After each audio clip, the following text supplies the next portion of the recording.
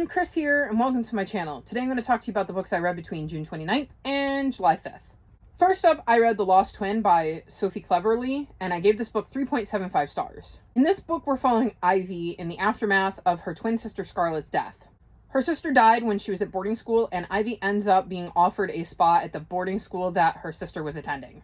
Once there, she learns that when they said she was offered her sister's spot, they meant literally, she's going to have to pretend to be her sister. Stunned, she agrees, but she quickly wonders what truly happened to her sister and why the school doesn't want people to know that she's gone. Once she's in her sister's room, she ends up finding pages of her sister's journal that are addressed to her that say if she is gone, that Ivy should be suspicious. Scarlett has hidden more pages of her journal around the school, so Ivy sets out to hunt them down and find out the truth of what really happened to her sister. So this book started out slow for me and very, very odd as to how there could be something suspicious about what happened to Scarlett, and Ivy and her family wouldn't know or wouldn't care. Her mom died, I believe, when they were young, so it's just her dad and her stepmom, and Ivy was actually living with her aunt, so it seems like her dad's completely disengaged, and her aunt doesn't seem to be the sharpest tool in the shed. So it seems like none of the adults in Ivy's life cared to look into anything anymore, and yet Ivy learns very quickly that everybody at the school, outside of the teacher who came to retrieve her and explain to her the truth of what's going on, think that she's Scarlett.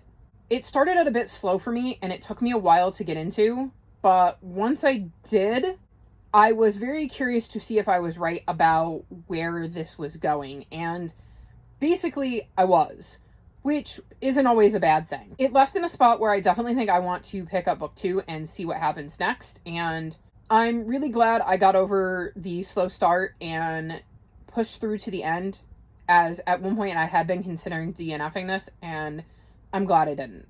Next up, I read Yellowfin Secret by Erin Hunter, and I gave this book 5 stars. This is a super edition in the Warriors universe. If you're new to my channel, Warriors is a series that follows groups of forest cats who live in clans and have to try to coexist.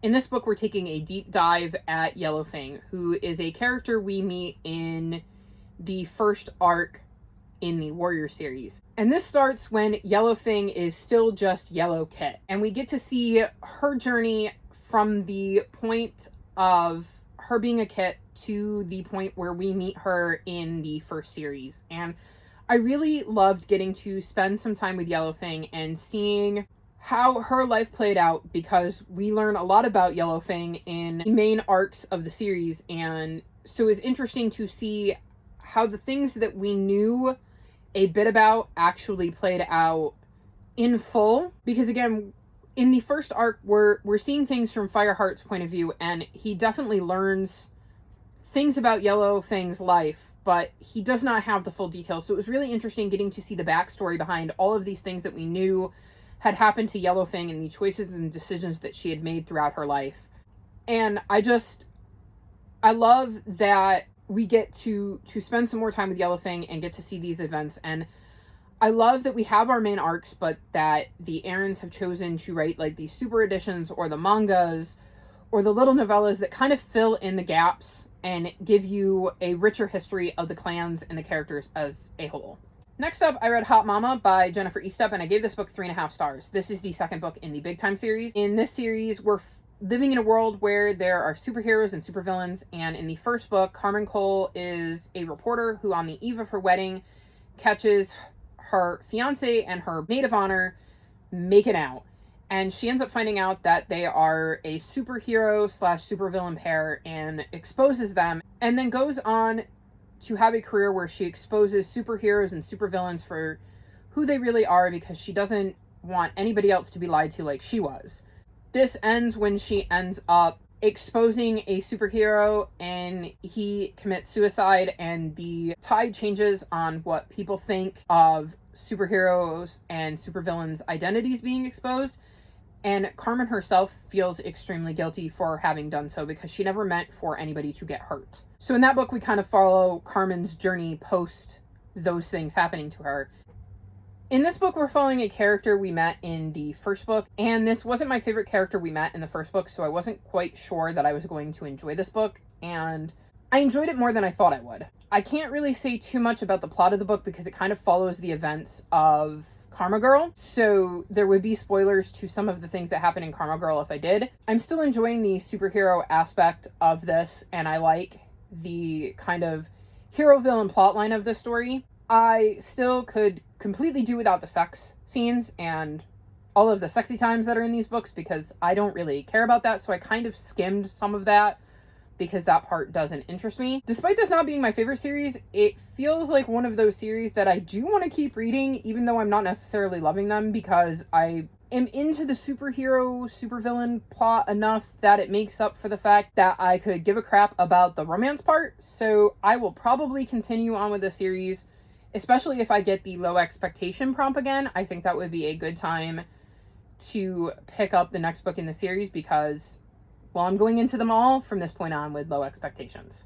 Next up, I read Blood Witch by Susan Dennard, and I gave this book 4.25 stars. This is the third book in the Witchland series, and in that series, we're following Safi, who is a truth witch and lives in a world that is on the brink of war, and a truth witch could be very valuable as their magic allows them to tell when somebody is telling the truth. And so Safi hasn't let anybody know really that she's a truth witch, and unfortunately people find out in the first book, and she ends up kind of on the run with her best friend Iziel. And we get multiple points of view, and we get to see a ton of different characters, and we're continuing their journey in this book. And this series is extremely confusing. I really like this series, but I don't always quite know what's going on, and I'm waiting to get the information that will kind of make it all kind of make sense and tie together. I'm still really enjoying the series though, and I'm looking forward to seeing what happens in book 4 and seeing if we finally start to get more of those answers and more pieces of the puzzle that we've been trying to build since book 1. Next up, I read Not Your Villain by C.B. Lee, and I gave this book 4.25 stars. This is the sequel to Not Your Sidekick, and in that book, we're following Jessica, who lives in a world where superheroes and supervillains exist. And she is the daughter of 2 superheroes and did not inherit any of their powers, so she ends up applying for an internship where she finds out she's working under what are essentially her parents' nemesis. But while there, she uncovers a plot that is bigger than she imagined and has to figure out what to do with that information. In this book, we're following Bells, who is one of her friends, and this book starts partway through Jessica's. So we're seeing part of Jessica's story from Belle's point of view, and then we move forward into the aftermath from Jessica's story. But again, told from Belle's point of view. The whole book is told from Belle's point of view, but it starts kind of like partway through Jessica's story, and we see bits and pieces of Jessica's story from Belle's point of view and find out what was going on with Belle's and how Belle's saw these situations. And it kind of gives us the backstory on Belle's and his character. So that's part of why this didn't get 5 stars for me, because it started off a bit slow because we were kind of going over information that we already had. Because I would say like the first third of this book is just seeing events where we already know the outcome of them to some extent, told from Belle's point of view. Though it is still important because we see certain things that are happening to Belle's that Jessica didn't know, so we weren't privy to. But it did make the book a little slow to start, and that's why I didn't get the full 5 stars. I adore Belle's. He is my favorite character so far in the series, and I really loved getting to spend time with him and see his point of view. Even if we did retread some story, I am very curious to see whose point of view we get in the next book and to see where this story goes. I absolutely adore superheroes and supervillains, and I really like how this world is laid out and how the powers in this world work. And like I said, I loved Belle's, and I love spending time with him, and I'm really enjoying this series.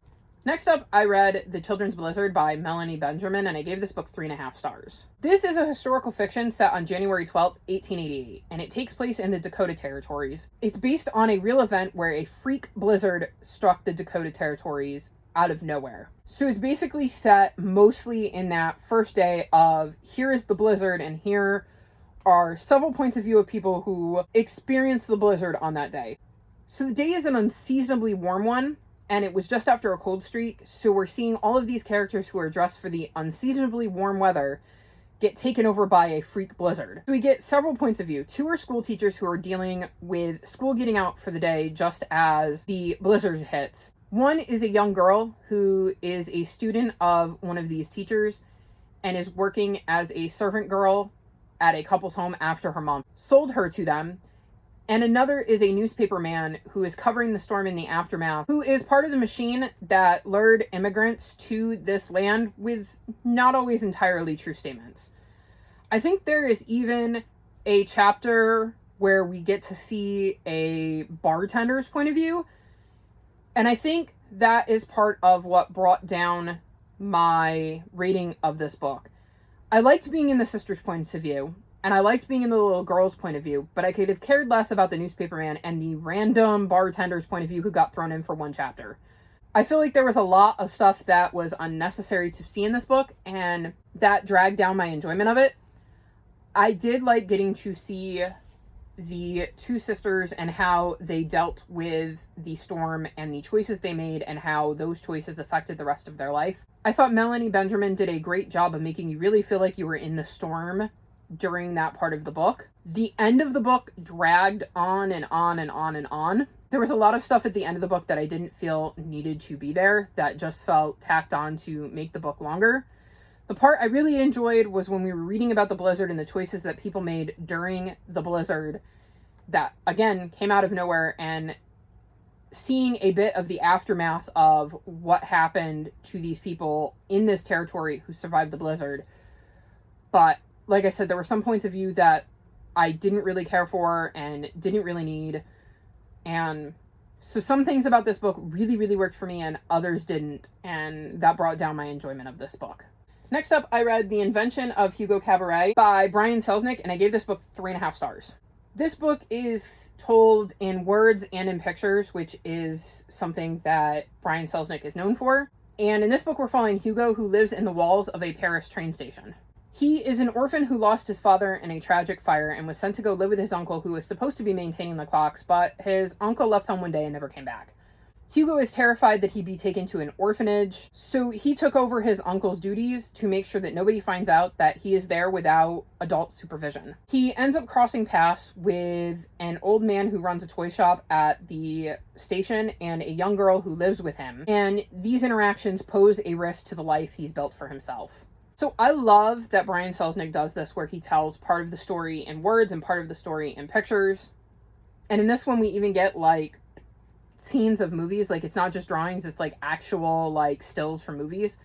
And I think that is such an interesting way to tell a story, but I didn't connect with this one as much as I did with Wonderstruck. This is a relatively fast book to get through because, again, a good chunk of it is told in images, and yet I still felt like it took me forever to get through, as I wasn't as invested in this story. I still really like this format of telling a book, and if Brian Selznick were to write more stories in this format, I would definitely check them out, but this wasn't my favorite, though I did still enjoy the way it played out and, like I said, like the format, but I did not enjoy it anywhere near as much as I enjoyed Wonderstruck. And lastly, I read The Apprentices Quest by Aaron Hunter, and I gave this book 4 stars. This is the first book in the 6th arc of 6 in the Warrior series. I didn't group this with Yellowfin Secret because it is the first book in a new arc. And in this arc, we're back in present day. So the last arc was Dawn of the Clans, and we were seeing how the clans came to be.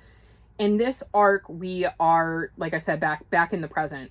So this arc takes place 18 months, I think, after the events of the last book in the 4th arc. And we're following a brand new cat named Alderkit just as he becomes Alderpaw, and we're getting to see his journey as an apprentice and how things are playing out for him in the clan and the interesting role he seems to be having in this clan despite being an apprentice. And I really, really like Alderpaw. I am very excited to see his journey and where things go from here. I liked where this book seems to be going with certain events that have been put into motion, which these books are always so hard to talk about because it's such a big world that the Aarons have built that it's very hard to say anything without spoiling something in one of the previous books. But basically, I'm really curious as to see where things are going for Alderpaw and how things are going to continue to play out in this arc based on the events of this book. And can't wait to see what sort of shenanigans Alderpaw gets up to next. So these are some of the books I've read recently. Have you read any of these books? If so, feel free to talk to me about them in the comments section below. If you've made it this far in the video, leave me a pancake emoji, like this video, and subscribe to my channel, and I'll talk to you next time. Bye!